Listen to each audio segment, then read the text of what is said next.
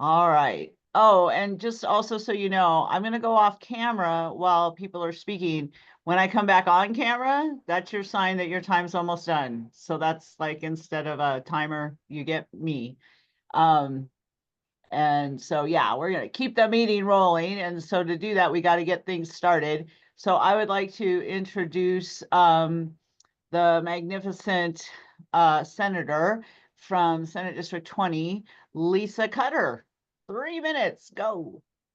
Ah, Yay. hello, good morning. Good morning, everyone. I'm still recovering. We had a long session, but it's really nice to be here with y'all this morning. I will just start out by saying you've all heard about the budget woes. We spent a lot of time on all of our bills trying to really be creative about funding and whittle down our fiscal notes. So it feels like I spent a ton of time up front doing that kind of thing before a lot of bills got through. I want you to know that I've heard a lot about people wanting us to speak out and against the administration, and many of us did in several ways at the well, in social media. But sometimes it feels like you're spitting in the wind. Who's even hearing you?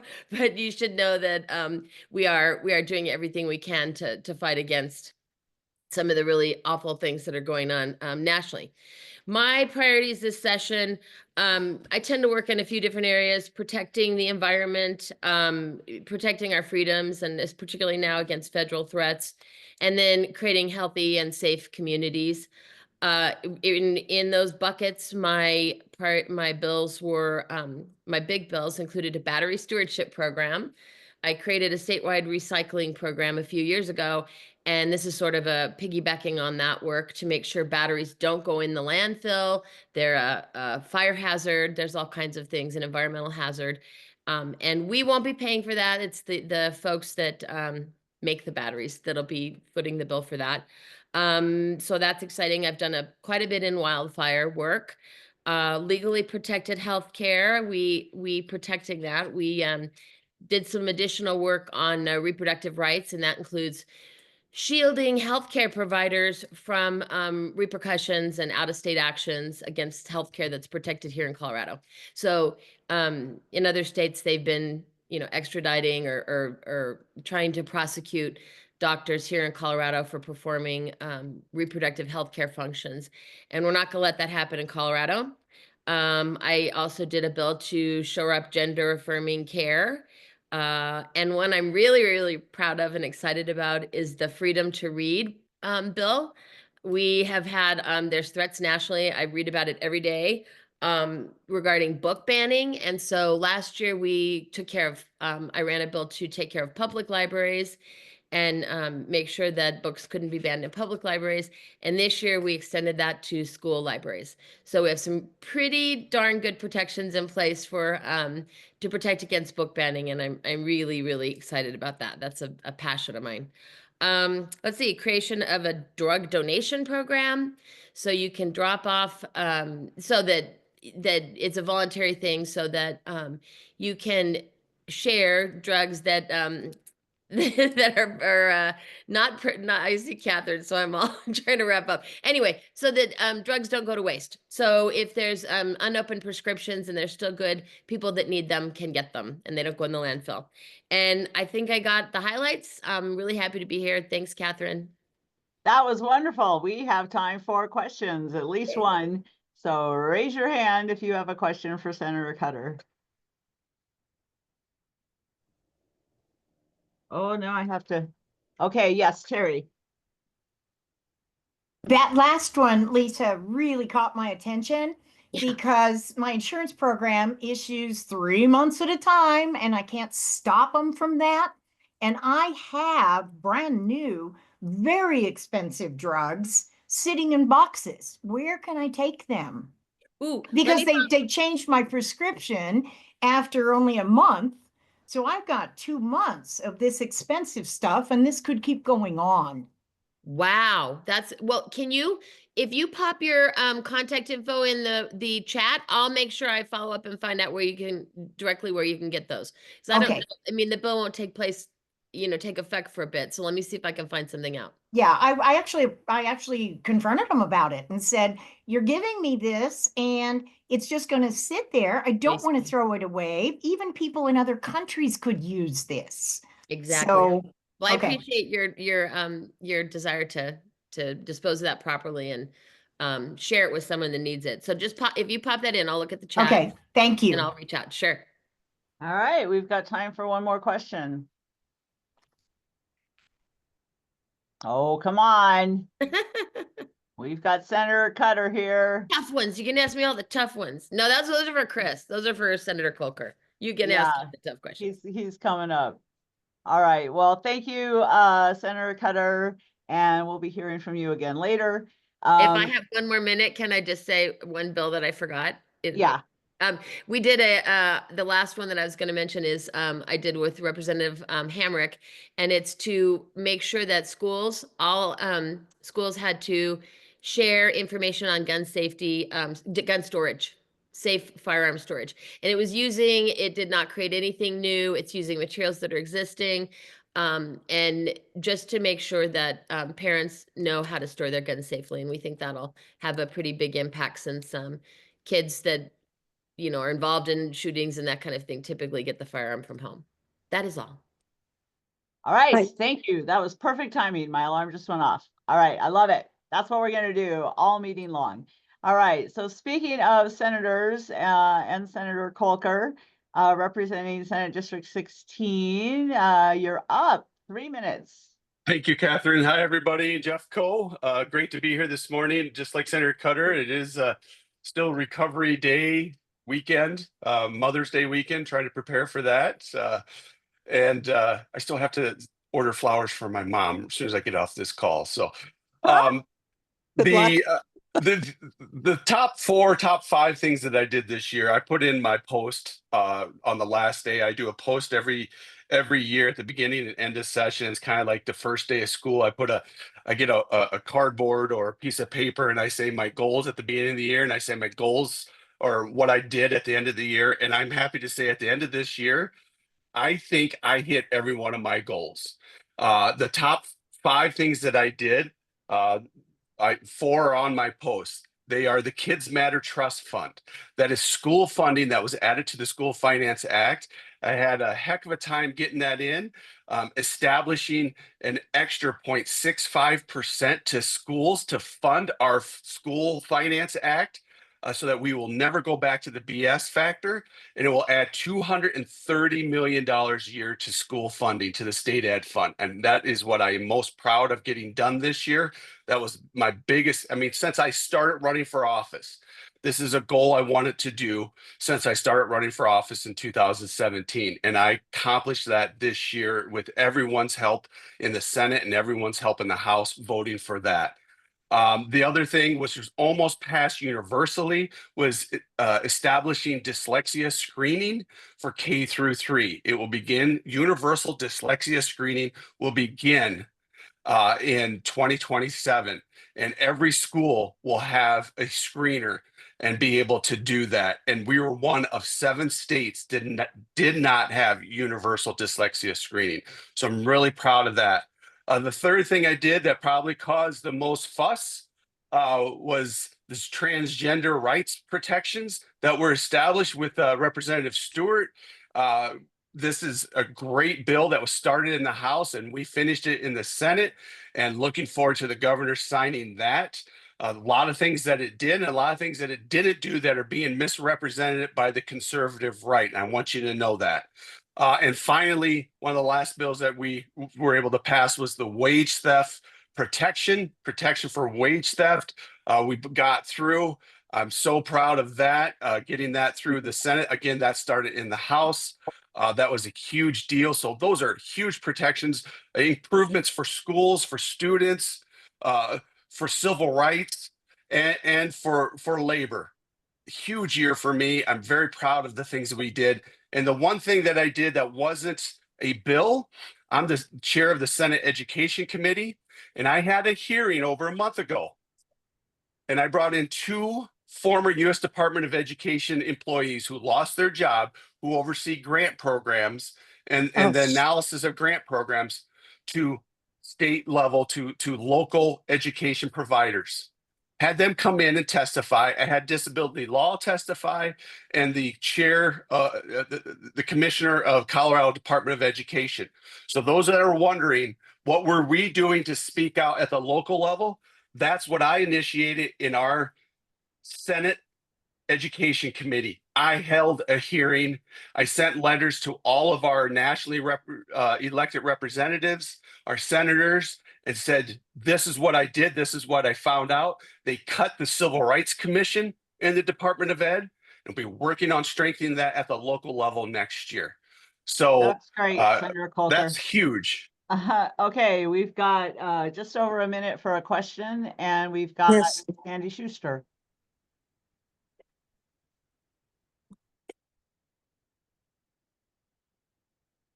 How about, what do you, I don't know if this is the appropriate place to ask this at this point, but what about the vetoes that we're expecting? What do you think is going to happen? Well, we're not, I'm not sure which, for the Labor Peace Act, we're Labor having a Peace Act rally. would be one. Yeah, AFL-CIO is having a rally on May 13th at 3 p.m. at the park right next to the Governor Mansion. Come on down and join us. We're doing a rally to make sure that the, try to push the governor from not vetoing that bill. Is that the only one?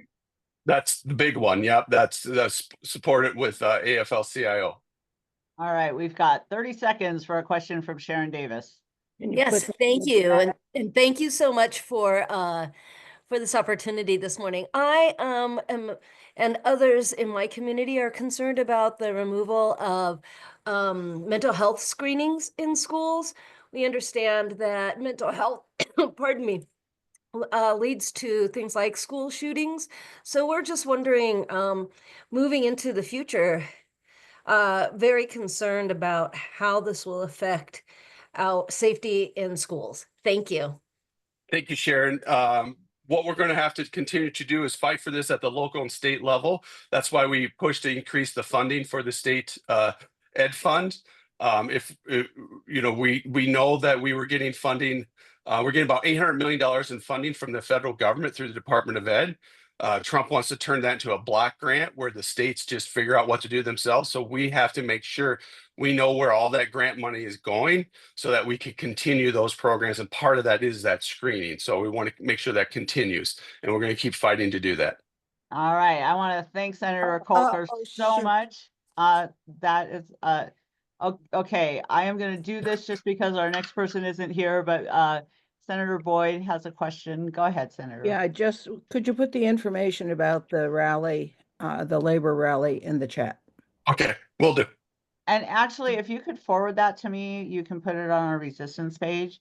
And actually, so I don't see any of our other, oh no, I lied. We've got two of our other people. Okay, we will now go to Representative from House District 30, Rebecca Stewart. You have 3 minutes.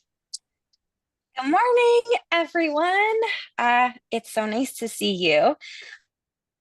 This was my first legislative session, so a little bit different than everyone else on the call, but I am really, really proud of this first legislative session. Senator Kolker already mentioned our legal protections for transgender individuals bill that I started in the House with Representative Lorena Garcia and was really proud to be able to work with Senator Kolker, who did a bang up job in the Senate along with Faith Winter of getting that through.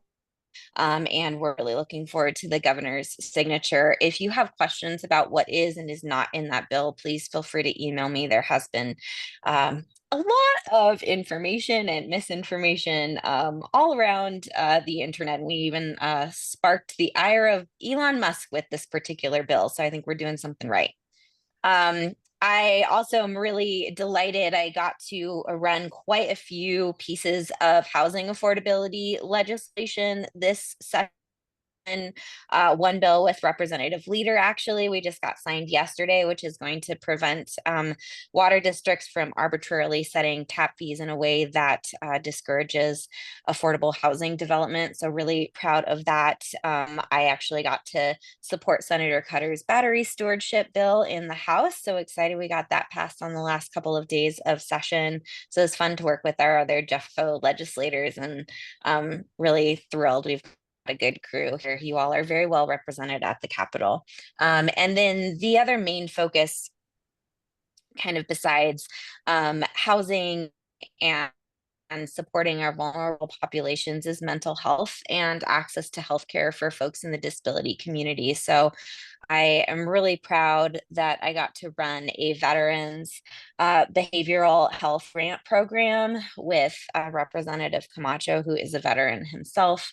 And so I'm really excited. We're that with Prop KK funds.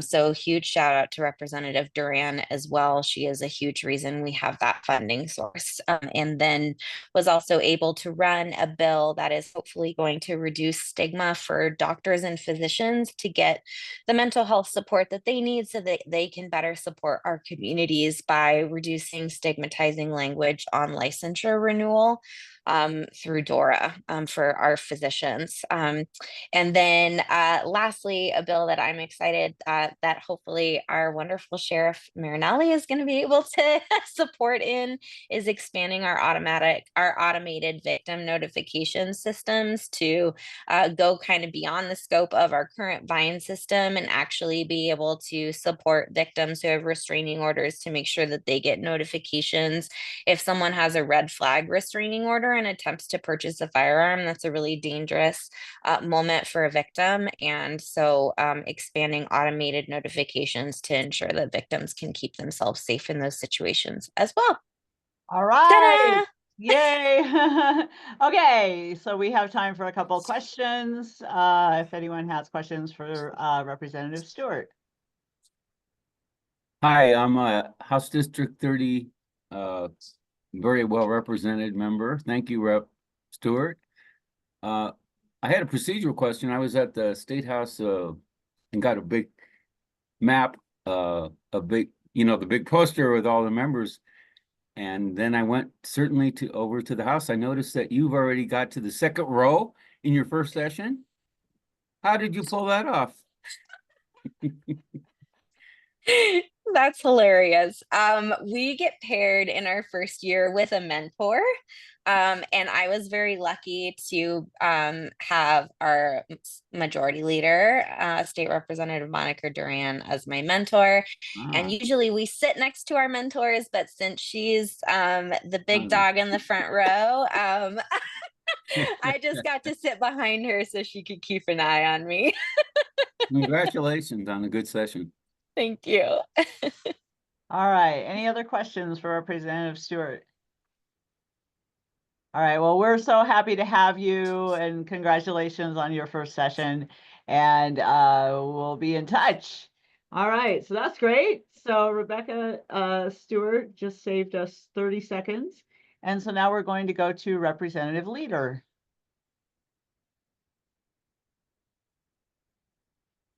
Hey, thanks, Catherine.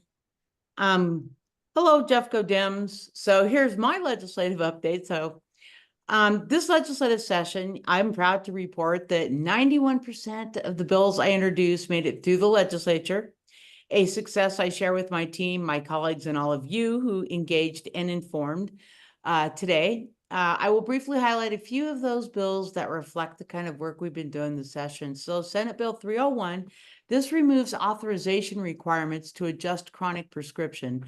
So what this does is it allows healthcare providers to adjust the dose or frequency of a chronic maintenance drug like blood pressure medicine, diabetes medicine, and they can do that twice without jumping through the hoops of prior authorizations from insurance. So this change is especially important for seniors and those who visit the doctor often and spend thousands a year just managing routine care. So the bill is now on the governor's desk, and I believe he'll sign that one. Now, House Bill 1122, Automated Driving Systems, Commercial Vehicles. The concerns and requirements that a commercial motor vehicle have a human that possesses a CDL driver's license be present when the commercial motor vehicle is being driven by an automated driving system. So this addresses a major concern for truck drivers and safety for Coloradans. With companies like Amazon and Musk investing in thousands of these self-driving semis, people had been reaching out to me, and I knew we needed protections. So this bipartisan bill ensures this transition to autonomous semi-trucks carrying greater than 20, 30, and 50,000 pounds of all types of materials, from hazardous materials, weapons, ammo, to, again, hazardous waste, that there must be protections for Coloradans and their jobs. So Colorado roads, especially I-70, required skilled and alert human judgment. So what's Elon Musk robot going to jump out and slap chains on coming down I-70? But this bill, I'm worried now that the governor may not sign it. So please call Governor Polis and tell him to sign the bill at 303-866-2471 and tell him to choose safety and security over big tech. So my Senate Bill 196, insurance coverage, preventative healthcare services. So this is about ensuring Coloradans can continue to access preventative services to keep them healthy, regardless of what may happen at the federal level. So under the ACA, carriers are required to cover a variety of preventative services as recommended by 3 national expert bodies: the U.S. Preventative Services Task Force, the Health Resources and Service Administrators, and the Advisory Committee on Immunization Practices. So this allows the insurance division to adopt rules to require insurers to cover all preventative services in effect as of January of 2025, should the 3 national expert bodies be modified or be doged or no longer in effect. So given the uncertainty at the federal level, we think it was important to be proactive to ensure Coloradans can continue to access these services and manage their healthcare needs without confusion and about what is being covered. And House Bill 1211, TAP fees, the great Rebecca Stewart, as she said earlier, I jumped on her bill. It was great. The governor signed the bill yesterday, and thanks her again. It was just an amazing bill. And lastly, I want to speak about Senate Bill 5, the Worker Protection Act. I know Senator Coker mentioned it, and I encourage everyone here to call the governor's office and ask him to sign it into law. I believe this bill affirms fundamental truth. Workers deserve a seat at the table and fair treatment. It would eliminate the second election to negotiate a union security agreement, which requires a 75% vote. Something I expressed to my colleagues at the well would prevent many of us from being elected. So please call and share your support for Senate Bill 5. And thanks for your time, and I'll try and answer any questions. All right, you got less than a minute, but we will take a question for Representative Leader.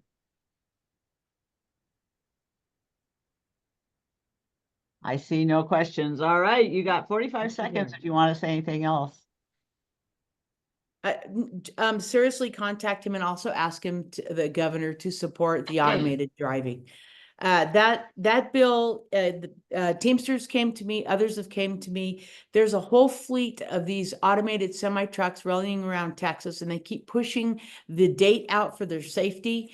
And then now they're finally being able to they're being able to roll them. So, you know, and thanks to all the representatives who sponsored me, and it was just great working with a lot of the people. And Senator Coker, we did get the Portability for Seniors Homestead Act to make their deductions, homestead deductions, permanent. Well, that was pretty much just died sitting on the calendar in appropriations.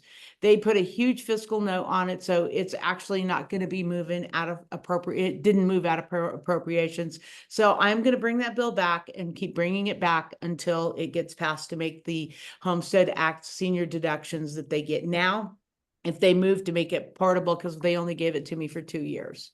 All right, we are at time. So thank you, Representative Leader. And I believe that is all the state legislators we have on the call.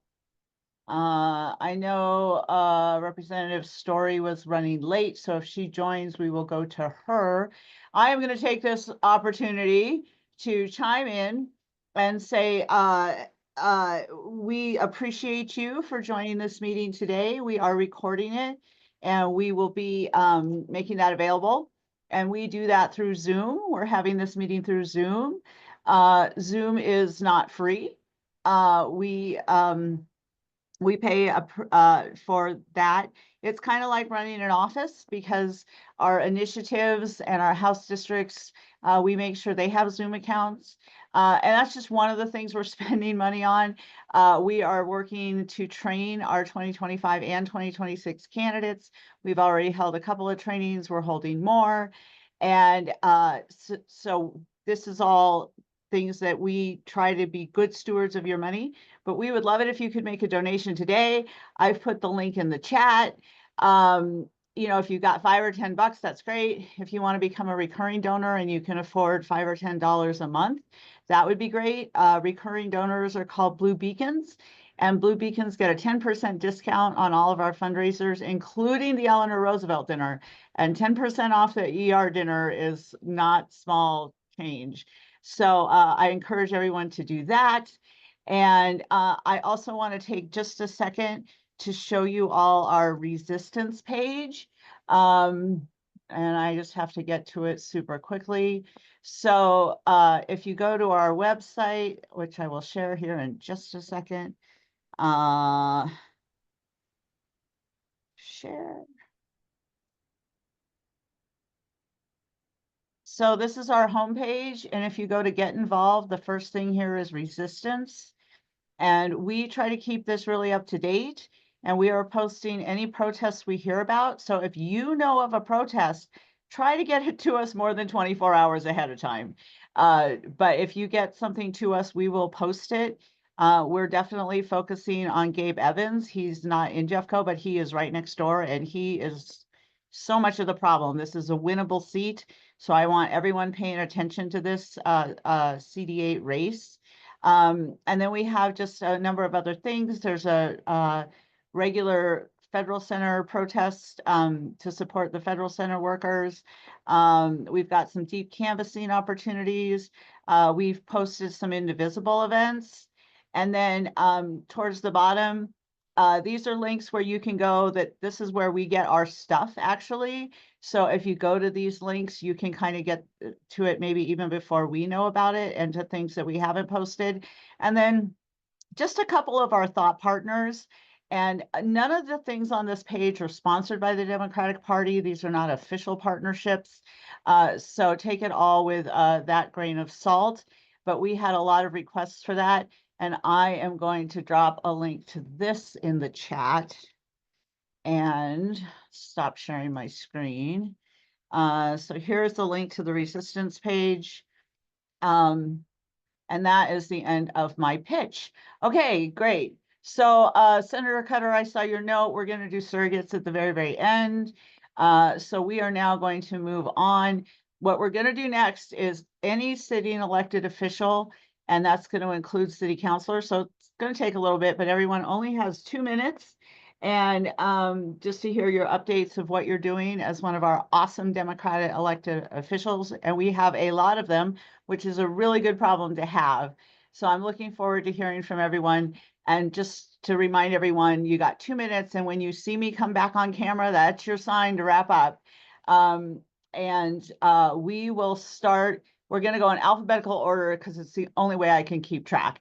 So that means that the esteemed commissioner from Jefferson County, Andy Kerr, is up first.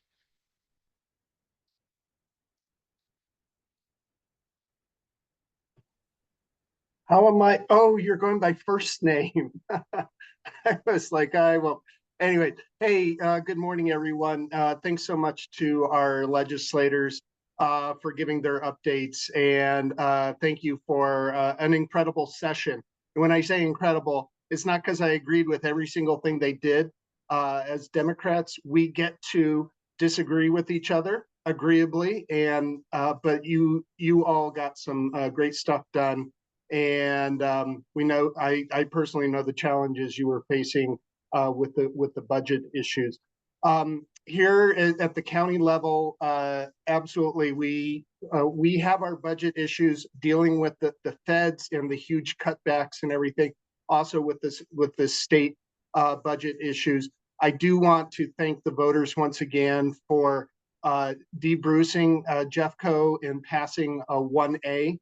And as promised, the commissioners have put together both an internal and external group to look at where those dollars should go, just like it said in the budget. And we've been working with, I see Sheriff Reggie Marinelli, we've been working with her and her group on putting together a wildfire prevention group. It's going to cost money. These important things cost money, and we're going to spend that money. We're going to hire folks, and we're going to make sure our communities are as safe as possible, living in an environment like we do, that we live with wildfire. I also want you to know that your commissioners have been working with legislators and also with our federal partners. For example, all 3 Jeffco commissioners signed on to a letter to our federal senators about Fix Our Forests Act, partially designed to help with fire mitigation, but there are also some concerns in there that it really opens up our forests to logging. So we've been having discussions with both of our senators because we signed on to a letter with other commissioners. With that, happy to answer any questions. No time for questions, Right. but thank you for your 2-minute update. Appreciate that very much. Okay. So we will go to Councillor Furman from Lakewood. You got 2 minutes. Sorry, just 1 second. I will admit I don't have a lot to add. I'm not sure if my camera's turning on. Sorry. Yep, we can see you. Okay, sorry. Well, I've now been on council for all of a month, but the main focus on council right now in Lakewood, or at least for me, the main focus is the zoning code update. So it's going to have the most profound effect on the things we can do, at least right out of the gate, regarding housing affordability and some of the issues we need to work on that front.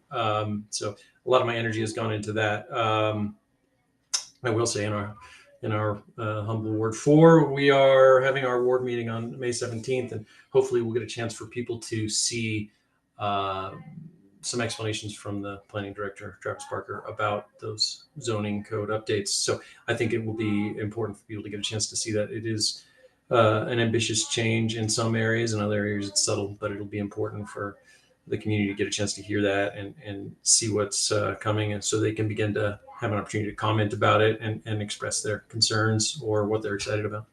So that is my biggest update at the moment. Thank you, guys. That's great.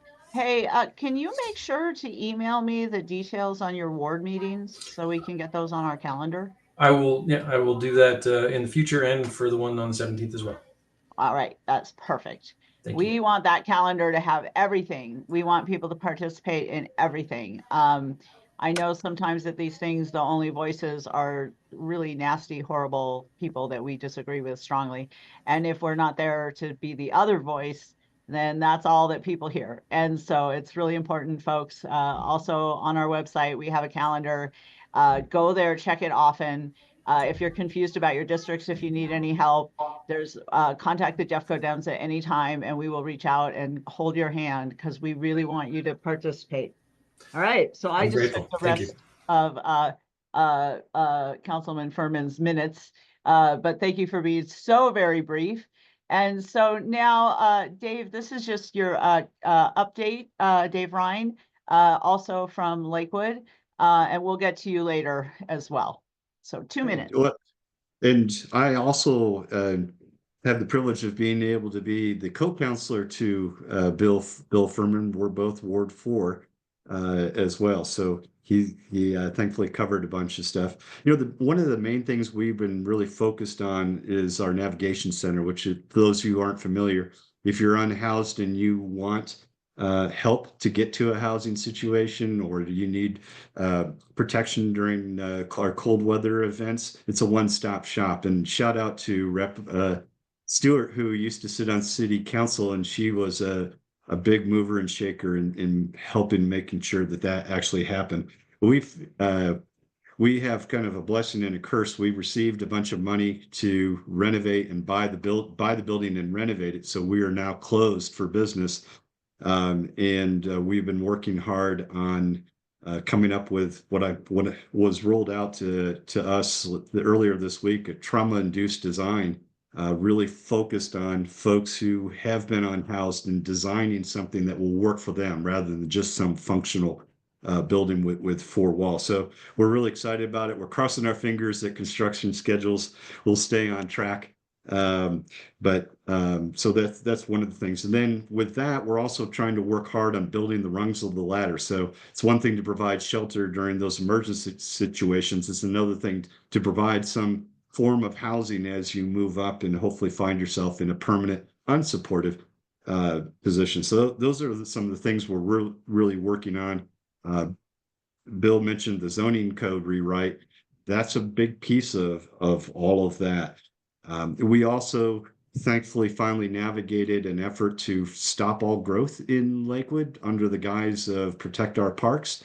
And we not only stopped that and navigated through that, but we now have what I would say is one of the better parkland dedication ordinances.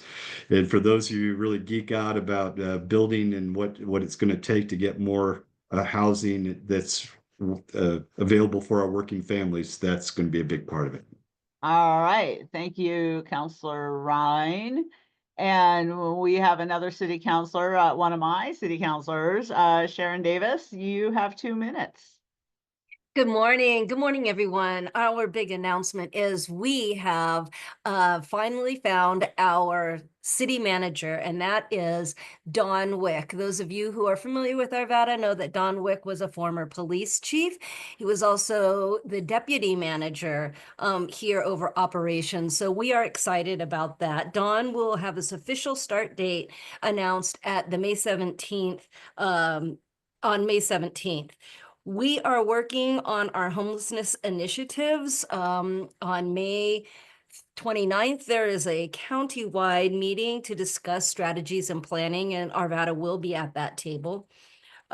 We have moved forward with our North Trunk line through down Sheridan, and that carries wastewater from all parts of the city, but mostly from our northwest suburbs, so that we can get it safely down to the Metro Water Recovery treatment plant.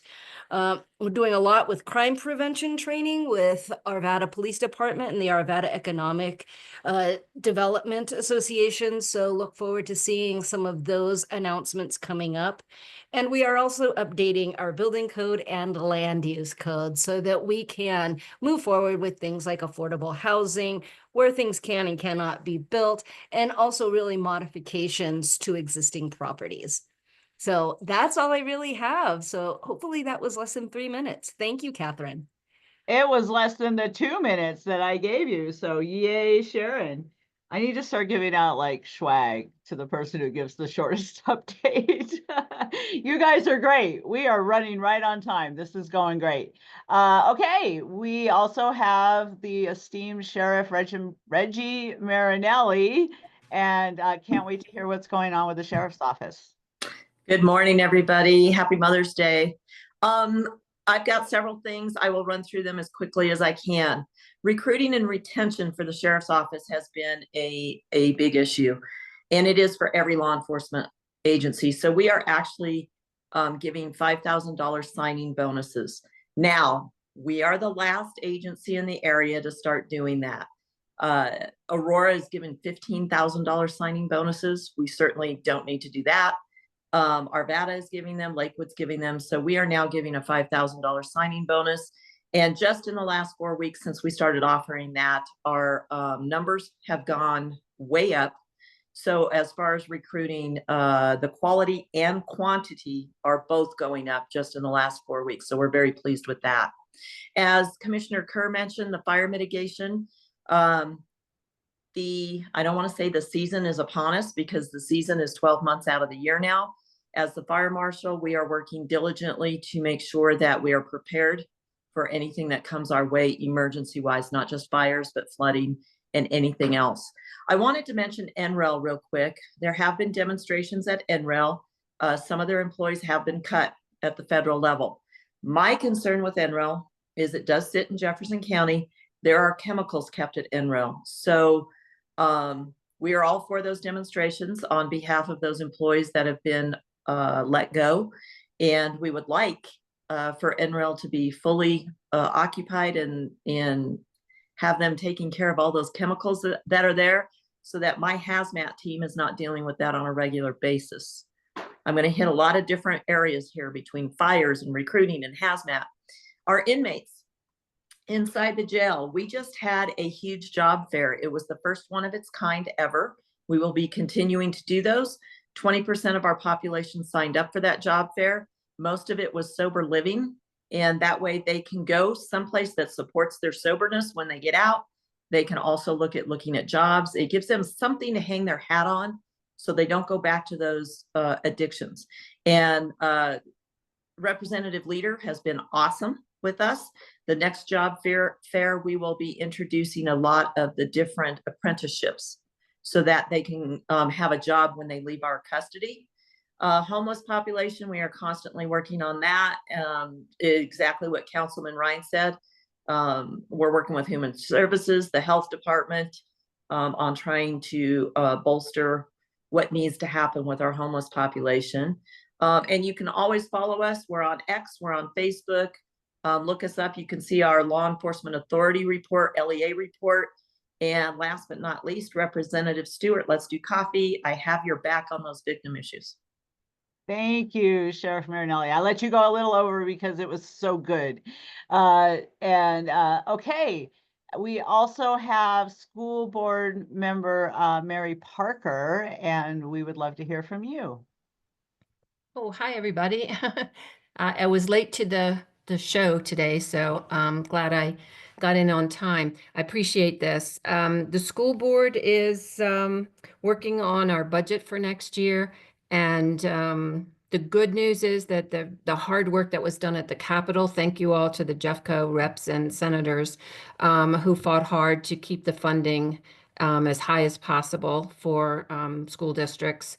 We still need more and hope that in the future the School Finance Act can be implemented completely and not just 15% like we have going in next year. We are heavy into the graduation season now, so it's very exciting and very busy for the school board. And after that, we're going to be gearing up for the school board elections that are coming in November. There will be 3 positions open. It is the majority of the board. And so who knows from past history what might happen when you get a majority election happening. So be on the lookout for that. The deadline for people to apply is in early August. You have to get some signatures. It's pretty easy to get on the ballot. But we will be having a retreat this summer and working on transition planning for the school board. But mostly it's budgeting, budget. And again, I just want to thank all of the Jeffco representatives and senators who worked so hard. I also want to give a real shout out to Senator Coker, because he is really trying to get some guaranteed funding for education, to get stuff put aside regularly and not have to have these yearly fights. Wonderful. Well, thank you. I forget what your title is. President. President. Oh, you're president. That's right. President. Ooh, that's a good title. President Mary Parker. Coming in under 2 minutes, even though she didn't get the spiel. Good job. All right. So I hope this has given you an idea of how important it is to have Democrats at every level. We've got our state legislature, we've got the county, we've got our city councils, and all of them are doing work that directly impacts your life. And when you start getting really upset and watching too much MSNBC and you're frustrated with national politics, remember that it's these local people who are protecting you at every level of government. And it's so important that we support them. And a lot of them have races coming up. And I know that we're going to hear from a lot of people who are running in 2026, But before that is 2025. And it is really important. This is when we'll be having city council and mayoral elections and school board elections, as Mary Parker mentioned. So it is so important that you get involved, and you, all of our city council meetings are now on the website. The county commissioners meetings are on the website. Go look at the calendar on the website and figure out where you are. If you need help with that, let us know. Because we really need those voices, and look at all the things that you can be supporting, that this wonderful policy that is being passed by good Democrats. Go Democrats. Okay, so we are, speaking of city council in 2025, we are now going to go to our 2025 candidates. And the first one up is Nathan Mudd. You've got 2 minutes. Good morning. Thank you. Hi, everyone. I'm Nathan Mudd. I'm running for Arvada City Council, District 3. I actually have an announcement. Today is my kickoff party at 2:30 in Old Town Arvada at the Arvada Tavern. I'd love to get to meet you, more of you, and see a lot of your faces there today. Just a tiny bit about me. I'm a local attorney. The way that you guys probably recognize me is if you've been to the Arvada or Westminster Farmers Market. My wife and I started those, and we've been running those for 17 years. I am all about local economy and local food and the environment and sustainability, and really the juxtaposition of all of those. I can't wait to bring the leadership that I've brought to that issue and much more to City Council. I'm going to keep it under 2 minutes today, but thank you for your time, and it's great to see a lot of your faces this morning. Thank you. Thank you, Nathan. Okay, and so next we are going to go to Rebecca Lovison. Hello, my name is Rebecca Lovison. Thank you so much for the opportunity to introduce myself. I am also running for the Arvada City Council District 3 seat. I also wanted to thank Rebecca and everybody else working on reshaping the stigma around mental health. Such a huge project to take on, and directly affects us here in Arvada when it comes to homelessness and housing. A lot of that is breaking the stigma and bringing a unified vision together so we can make the change we want to see. I am running to lead the conversations that shape our community and to take action. I've got the time and energy to do so. I am a city volunteer, a mom of a toddler, so I stay very busy with that, got lots of energy there, and a homeowner here. Big thing I'm excited for is, as Sharon mentioned, redoing a lot of these plans so we can also iron out and make it very clear the roles and responsibilities of City Council when it comes to homelessness and housing, so we can communicate to our residents what we can achieve and what we need help from our amazing leaders in the county.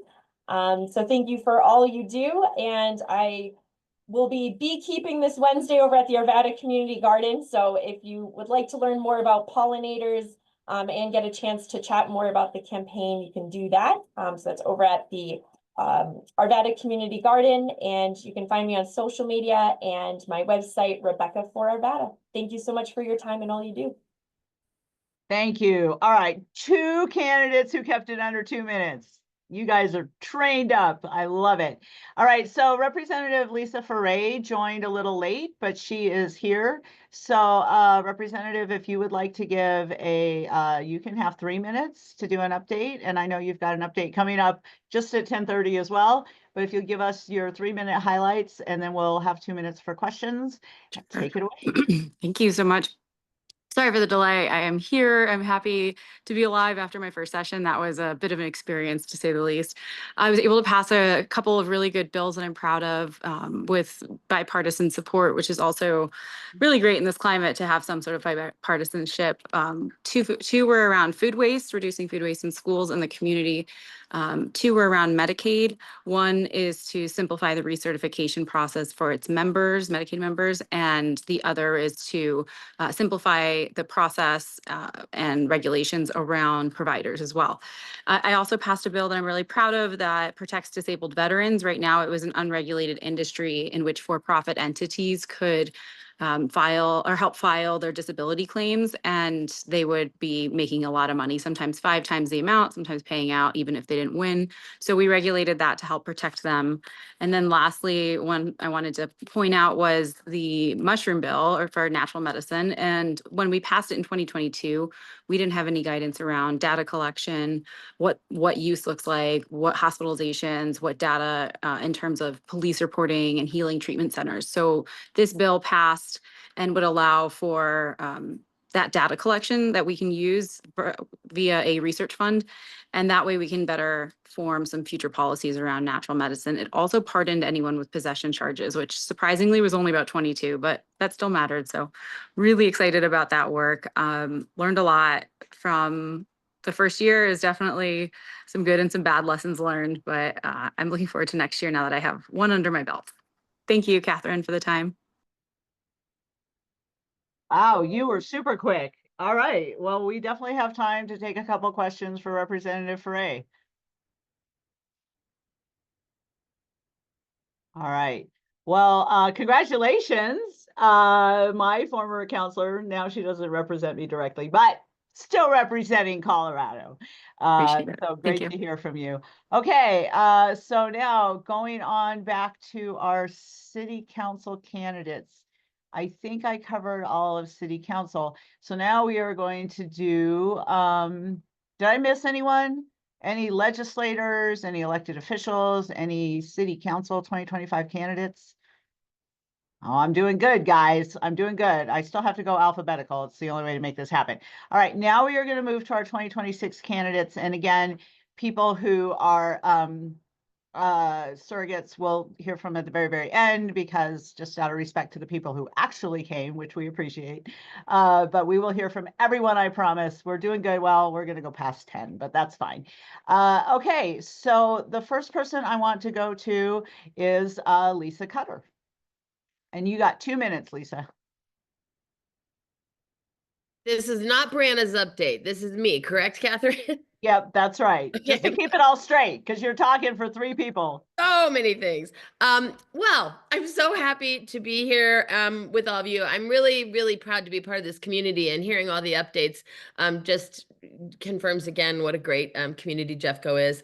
I am excited to talk with you all today. I've been pretty busy during session and really felt that my job was to focus on that. I tend to run a lot of legislation, and some of it's kind of tough, and so I wanted to be there to do my job and to do that properly. But now that I'm clear of session, I can talk to you about something I've been contemplating for a while, and I'm excited to talk to you about running for county commissioner. I've been, as you know, I've been for, as you probably know, I hope, I've been a representative in the House for 4 years for Jeffco, and then I was in the Senate for 4 years. I was, or I have been in the Senate for 3 years. Next year will be my 4th year. I was born and raised in Jefferson County, and I just, or in Colorado, I should say, but I just counted up and did the math, and I've spent more than 3/4 of my life in Jeffco. I absolutely love being part of this community. I grew up in Arvada, went to Pomona High School, and have raised my family at the south end of Jeffco, where we live now. As a legislator, I focused on the environment and sustainability, wildfire and safety issues, health and human services, and mental health issues in particular. And so I'm really excited to be able to work on those things more directly at the community level to continue that work. I love this state. I've been a volunteer. My husband used to call me a serial volunteer. I've been an activist working on the Women's March. I've been a business owner here in Colorado, helping Colorado companies, and then working at the state level. And so I'm just excited to bring this sort of full circle and serve my community even more directly as a county commissioner. And stay tuned for additional information, just pulling everything together. Tentative campaign launch on June 21st. So I'll be sending more info. Thank you. Thank you, Senator Cutter. Exciting news. All right, so this meeting's all going to become clear to everybody in a moment. But following that announcement by Senator Cutter, we now have an announcement by Sheila Leader. Thank you, Catherine. So following that, wonderful news. Congratulations, Senator Cutter. So hello, Jeffco Democrats. So last month you heard me say I was thinking about running for Senate District 20. Well, let me make that official. You have heard it right here, right now at the Second Saturday Forum. I am declaring my candidacy for Senate District 20. So over the past few years, I've had the honor of serving as the state rep for Colorado House District 28. During this time, we've achieved meaningful progress through a commitment to bipartisan collaboration and a shared vision for a stronger community. From the very beginning, I have strived to protect our workers, support our seniors and veterans, and create opportunities for the next generation of leaders. I've worked hard to bring these priorities to the forefront, always guided by the values of civility, effective legislation, and the belief that we are better together. Together, we've moved our community forward, and together we've shown that progress is possible, as indicated in my bill update earlier. As a Jeffco mom, this decision comes from a deep connection to my home here in the district and a passion for continuing the work that matters most to us all, especially for my son, who purchased a home in the district. When I found out he would be my constituent, then I knew I needed to step up and run for office as asked, especially after all the places I had taken him when he was young to do political work for others. So representing District 20 in the state Senate presents a new opportunity to build on our mission of advancing bipartisan solutions that benefit workers, seniors, students, and veterans of all while continuing to move Colorado forward, because we are not going back. I want to express my gratitude to Senator Cutter for your leadership and the great work you've accomplished for your state. I hope to build on the progress you've made. And lastly, thank you to the people of House District 28 for the privilege of representing you as your rep, and I look forward to representing you as your state senator. It has been an incredible honor, and I look forward to carrying this momentum to the next session and into my campaign. Look for my big rollout soon and my official kickoff. Subscribe to my newsletter and social media sites for the latest updates. And Nick Betry has been dropping them into the chat. He is my campaign manager. And thank you again. As I said, together is better. And happy Mother's Day to all of those who are called mom. Okay, Representative Leader, I let you go on a little long, but good speech. All right, next we are going to go to Dave Ryan. Hi, everyone. Dave Ryan. Sorry for being a little informal. We had a West Colfax cleanup here with Rebecca Stewart. I am going to run, or I'm announcing that I will run for House District 28. I hope to continue the hard work that Sheila Leader has put in for our working families and our unions. I've served on the city council for a little bit of time, and during that time, I've had a chance to learn just all the issues that really come to where the state can help, and it also hinders a little bit of what our locals are trying to accomplish. And so I want to be able to provide a voice, really, frankly, to be able to help working families navigate all of these issues. I want to really be a voice for our seniors and the folks who really have to work and try and figure out how to navigate all of this. I want to be the person who can make it a little bit easier for our working families to be able to decide how they can send their kids to college or to trade school or whatever that next step is. I want it to be a little bit easier to put food on the table. I want it to be a little bit easier for our seniors to have dignified and affordable housing. Those are the issues that really resonate with me, and I want to see us working in Colorado to keep a focus on our working families and our seniors. You know, look, we can thank our unions for why we have such a large middle class, and you could probably make a direct line as to, you know, where some of the unions have been struggling lately, and so has our middle class. And I think there's a direct link there. And it's not just the unions. Again, it is all working families. I really want to make sure that we keep that focus. I'll have a website rolled out here shortly. It'll be Ryan, R-E-I-N, for Colorado.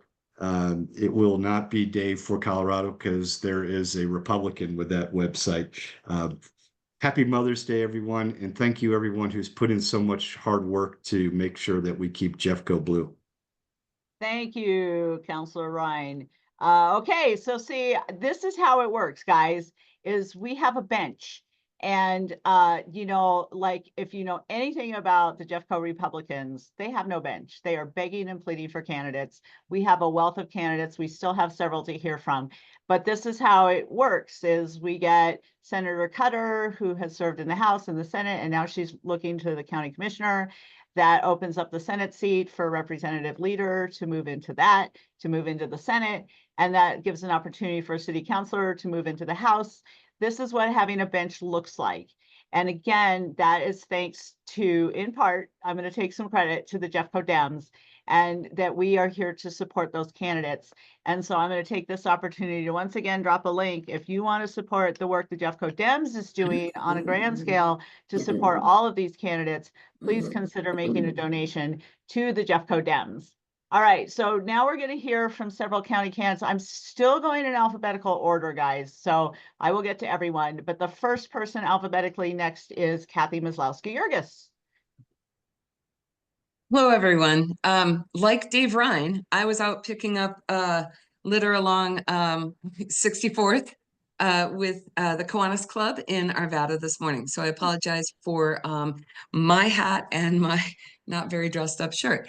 That said, can I start my 2 minutes now? Yep, you're going. Oh gosh. Okay, then I'm going faster. So I'm running for county assessor, and I don't have an election until 2026, as Catherine said, but every campaign does need funds, and so I'm definitely going to be asking you for some of that support if you can. Any amount is great and much appreciated, and I will send you a personalized thank you letter for sending that if you're able to help me out. I, as a realtor for over a decade, clearly understand property valuation. And so as a future assessor, that's something that is going to be key to doing my job properly and making sure that every person believes that they have a proper assessed value for their property. Because that does impact what you pay for property taxes, of course.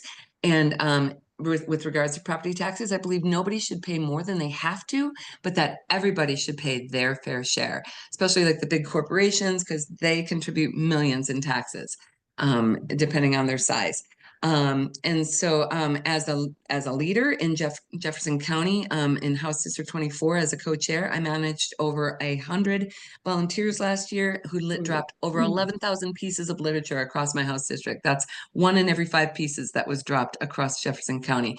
As a former teacher, crisis counselor, mom, volunteer, I have a passion and a heart for people. So that is going to be key to what is my driving force, is to take care of people and to make sure that everybody feels as though they're being treated fairly. Okay, so wrapping up, kathyforjeffco@gmail.com, and I'll drop all that information into the chat. Thank you. Make sure you drop that donation link. Yes, thank you. Okay. Thanks, All everyone. right. Another 2026 county candidate, Eric Proctor, you've got 2 minutes. Good morning, everyone. Can you hear me? Yep. Good. Very good. Well, I live in Senator Cutter's district. I live in Representative Leader's district, and I live in Dave Ryan's Ward 4. So exciting news for our neighborhood, and everyone stepping up and moving forward. So good luck to all of those folks. Happy Mother's Day to everyone as well. I'm excited to be running for county treasurer because I believe where we invest our collective treasure should reflect our collective values. And I will be a treasurer that leads with a progressive heart and a progressive spirit. And just want to thank everyone for being on the call today, hearing our legislators at all levels of government, from the county to city, how we're stepping up to save our republic and try to improve the quality of life for everyone. Really renews my spirit and gives me hope. So I'm just excited to be on the call with you all today, and excited to be a part of this mission with you. So look forward to earning your vote, and look forward to the campaign. All right. Thank you, Eric. Okay. And Eric, if you have any links you want to drop, be sure to do so. And we will go to George Lawmeyer. Hi, everybody. Happy Mother's Day. I'm also pleased to figure out that a lot of us are in the Kiwanis Club, so that's kind of cool. I just learned that yesterday. But I'd like to take a moment today to introduce myself. I'm George Lohmeyer, and I'm running for the office of Clerk and Recorder. One of the reasons that I'm doing that is because growing up here, my mother on Mother's Day deserves a mention, and she raised me to center my life on service and democracy in a way I'm very proud of. In fact, the first time that I left this area was when I enlisted in the military to become a security specialist, where I defended democracy with my actual life. After that, I thought it was a good idea to figure out how democracies are supposed to work. So I went to college and I studied it for a little bit. And I followed that with a career in public relations, working for organizations like Electronic Arts and the Denver Broncos. Later, as a special needs and social studies teacher, I learned more about compassion and empathy while serving those who needed support the most. And when Colorado's education crisis led me to change paths, I joined the Douglas County Elections Office. And there I spent 7 years as part of a team helping to create the best election system in the country and protecting our rights to vote. Since then, I've served on a lot of committees, built really important partnerships in the community, and improved my neighborhood through volunteerism. My next set of goals is to continue to build on the wonderful progress we've had in Jefferson County, which really is tremendous. And that's a big, lofty goal. But I'm ready to take on that goal, and I'm also ready to continue to defend the best election system in the nation. And you can know that because I helped build it. With your support, I'll keep defending democracy as though our freedom is on the ballot, because it is. I'm George Lohmeyer for Clerk and Recorder, and I would appreciate your support. Thank you for having me today. All right. See, all my county candidates, they keep it to 2 minutes. We are well okay. trained. Yes, and I know our next one is going to be the same. Nick Lobello, you're up. Good morning. Thank you, Catherine. Hello, everyone. Happy Saturday. Nick Lobello running for coroner. And my mission is basically to continue the outstanding work that Coroner Cannon has done and also lead the office with continued high regard to democratic values, which she has done.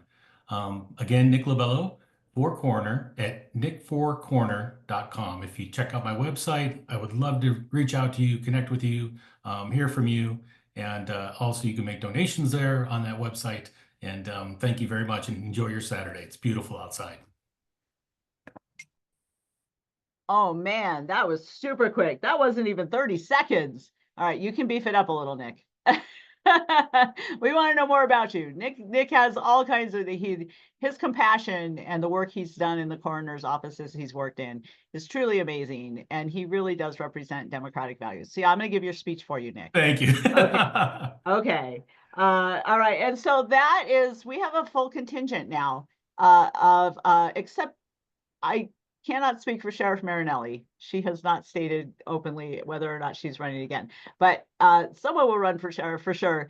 And so then that will be all of our candidates. We have 6 countywide candidates, and if we find a surveyor, that'll be 7. And we already have these candidates. Again, the Republicans, they're begging and pleading, looking for anyone to run because they know they're going to lose. So you are looking at your new county team, I do believe. Okay, did I miss any? I'm going to go to surrogates in a second, but are there any other 2026 candidates who are actually on the call? All right, I'm doing pretty good, you guys. Okay, so then we will go next to Lisa Cutter again to speak for Brianna Titone. 2 minutes. Hello. Well, this will be easy, I think, because I don't know all the details for legislation, but Rep. Titone has done some really good work this session. She wanted to thank everyone for voting on the ballot measure for freedom to marry, and she was able to finish the job, taking out some antiquated statute about language and statute about who has the right to be married in Colorado. So she succeeded in that.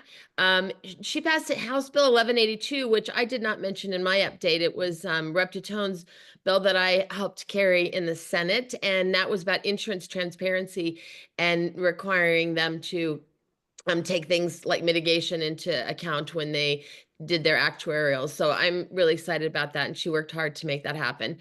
Unclaimed property. This is a real issue that she wanted me to bring this up. There's an unclaimed property fund. Many of you may have heard about that. You can go and, get your $12 or whatever that may be in a fund at the state. And she is very passionate about protecting this. There's been attempts, and I am not going to lie, I've had legislation that tried to borrow from that fund because it's one of the last remaining, fiscal opportunities we have at the state. It's a pot of money, and so people have taken loans against it. And she's fought really hard actually against that. She believes very passionately about protecting that fund. So she voted against anything that would target that. She did a bill to for car registrations. Local police weren't ticketing people because of mixed jurisdictions, and lots of people were taking advantage of that. So you've heard a lot about car registrations expiring and not being followed up on. Did some work on mufflers to make sure that wasn't such a issue coming down the highway. And film festival. She was instrumental in getting the Sundance Film Festival in Colorado. All right, thank you, Senator Cutter. On behalf of Representative Brianna Citone. Okay, I believe that is everyone. Who did I miss? All right, we are at 10:14, so that's really good. Thank you all for joining. Can I just Yep, do go a ahead. quick plug? 4 years ago, I was happy to begin work for Yadira Caraveo, and she is our representative in Congress right next door, who was ousted by a few votes to Gabe Evans. She's coming back again. I'm so happy to run. She is a tremendous person, medical background, obviously, a position on her own, working with kids, a very strong centrist. And in us looking at everything from Thornton to Greeley, it is very important, I think, for Jeffco people, all of us, Dems and independents, to give her a hand financially and help her next, both in the primary and the general. And again, I can't say enough for Yadira Caraveo. She worked very hard. Representative Pedersen was tremendous last year in our effort. And I just hold her up because it is going to be the #1 federal race in our state, and Jeffco could really give her a lift. Thanks Okay, so and much. I agree. I'm not taking a side in the primary because that would be inappropriate. So, but Lloyd's allowed to. And so let's definitely do everything we can to get Gabe Evans out of office and whoever you choose to support. We're going to try to export some folks from Jeffco to our neighbors in CD8 in 2026. That is also on our radar for sure, because taking back that seat it is better for everyone in Colorado, not to mention the nation. All right, so I see Commissioner Kerr's hand up. Go ahead. Great. Thank you, Catherine. Thank you, everyone, for being here. And thank you to all the candidates who are stepping up to run and represent your communities. One thing I really want to stress out there, and as some of the races you've heard about today will be primaries, as Democrats have been more successful in Colorado and in Jefferson County over the years. We are going to have more primaries. We're going to have more people stepping up to run, which is great. That is what our democracy runs on. As we do that, as I already mentioned, it's important for Democrats to be able to disagree agreeably, and we don't have to agree on everything 100%. We don't, but we need to be able to work together. And with that also, folks who run and don't win, we really need you to stay engaged. And I'd like to point out Senator Betty Boyd as somebody who ran and lost before she ran and won. And she did not give up after losing her first race. She kept at it, and she helped flip the state house from a strong Republican majority to a Democratic majority, and then helped do the same in the Senate. And that's the sort of example we need, are folks who don't just run once, don't win, and go on to something else. We need folks who are willing to put in the hard work, win or lose, and help represent all of us and move our party and our community forward. We all have to stick together in this time. And everyone needs to do their part. So thanks. All right, and I couldn't agree more. As the chair of the Jeffco Dems, the hardest thing for me is these situations which we can have during these nonpartisan years and during primaries where we have two good Democrats running against each other, or even a good Democrat and a not so good Democrat. That might be my personal opinion, but I'm not allowed to have an opinion. Many of our leaders in Jeffco are not allowed to have an opinion. And so, please be cognizant of that. If there's a House District Chair, they're not going to endorse you if you're running against another Democrat. Just don't even ask, because they can't. And I can't be partial to any race that Jeffco touches. So, we need to be nice to each other. Please don't make my job hard. If I have Democrats sniping at each other, I want all of my Democrats to succeed. And, you might not win your first race, but like Commissioner Kerr was saying, then you come back and you run again. And there's so many opportunities as we're seeing people moving up in the ranks, so to speak, and really representing. So it's not like anyone is stuck, because some of our folks will lose. So thank you for that. Any other announcements? I know that in just 10 minutes, we've got the Arvada Westminster Town Hall. The link to that is on the calendar, and I believe it was dropped earlier. I don't know if Katie's still on and wants to drop that again. Oh, and Katie's got her hand up. Okay, well, Sheila Leader had her hand up first. Oh God, everybody's got their hand up all of a sudden. Okay, Sheila, go ahead. Thank you. Well, actually, I just wanted to say thank you to Sheriff Marinelli for your kind words earlier. Let me know when you're going to make that announcement, because I am all in. And I wanted to thank you, Catherine, and to let you know you are doing such a fabulous job as chair and moving this crazy party forward. So I just want to thank you for that. That's all I have. All right. See, people think it's a thankless job, and it's not. I get thanked all the time. All right, Senator Cutter, your hand is up. Thank you. I just wanted to say, since we had a little time at the end, really quickly, that I get asked a lot about. I really appreciate your page on activism, and that's amazing. And I get asked a lot about, is it effective? And I just have to tell you, I think that every single thing everyone can do is helpful. I'm probably preaching to the choir with this group, but I think all of our actions are helpful. Letters, protesting, showing up, that all adds up to make a difference. And I've been seeing a lot of stuff online about it. And as an organizer for the Women's March, I just really believe in the power of being there and just lending your voice. So thanks for highlighting that on the page, Catherine, and thanks for all of you are doing to, it's one thing moving us forward as Democrats, and it's another thing stopping the dismantling of our country right now. So thanks for your efforts, and keep it up. All right, thank you. All right, so Katie Witter's hand went up and then it went down. So Katie, if you have something to say. Yeah, I'm Katie Winter. I'm announcing I'm running for nothing, but there are some great candidates running for stuff. Congratulations, Rep Leader. That's amazing. Lisa Cutter, you're fantastic. I think there's, where's Rebecca Stewart? Congratulations on surviving session 1 of many to come.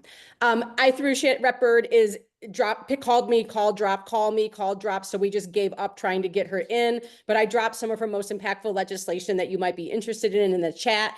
That last one, support against adverse federal action. Where are the party signs? Like, hey, Trump, come at me, bro. We just shored up $4 million to sue your ass. And then we also just impacted in there. Senator, if any of our city legislators want to comment on this one, but from what I understand, it also pulls down our federal dollars. So basically it's a like, hands off my money, or it's a way we tried to say like, ixnay on the oop and stay Trump, good idea. And then on Monday, Governor Polis will be signing Shannon's landmark legislation, House Bill 1272, to try to get us back to the middle of affordable housing in the condo area space, in spaces where construction defect litigation have really just taken a bite out of housing stock. She's been really working so hard for 2 years on that one. Thanks for everyone's support. And then the healthcare one, again, is another safety net for healthcare providers and community health centers, where it's just saying we're shoring up our finances so we can provide community healthcare with an administration that basically thinks that we don't need healthcare. So yeah, that's me off the cuff, not all Bird's words. Shannon Bird would never swear in public like I do. But anyway, you don't need to worry about hearing from me. 7 minutes. We'll see you all on the town hall for your fantastic representatives for HD 24, Lisa Foray, and then our Senator Lindsay Daughtery. And Rep Bird is rushing to cell service to get there. So thanks, Catherine. I really appreciate being a surrogate. I'm not ever going to be a candidate, so this is as close as I come. There you go. Thank you. All right, Kathy, your hand is up. Real quick, I dropped the question in the chat. Yep. And I don't suppose you saw it. Do you save the notes from the chat? Because You know, I do. They're just so horrible to try to read through. But I'm also recording today, and when you see the recording, I believe you can also see the chat. So that is available. And if I really had the AI figured out, I could get it to extract all that, but I'm not there yet. So, okay, okay. it's all good. I just saw so much good stuff in there that I Yep, I it is don't want to good. lose it. Thank People you. have to come to Second Saturday. Thank you. All right. Well, and with that, I want a bio break before the 10:30 town hall. So I am going to cut this off. I really want to thank all of the wonderful Democrats who are on. If you are just interested in everything, you know, and you tune in and you get to hear all this great information, I hope that is of value to you. It is certainly inspiring and exciting to see all the Democrats that are representing us and running to represent us, and to hear all the great work that was done this past session. So I want to thank you all. I don't have our topic lined up for June yet, so stay tuned. Keep your eye on the blue beacon. And thanks again all for coming. And I am going to close out the call. Bye. Bye. And again, happy Mother's Day. Bye. Mother's Day. Happy Mother's Day, everyone.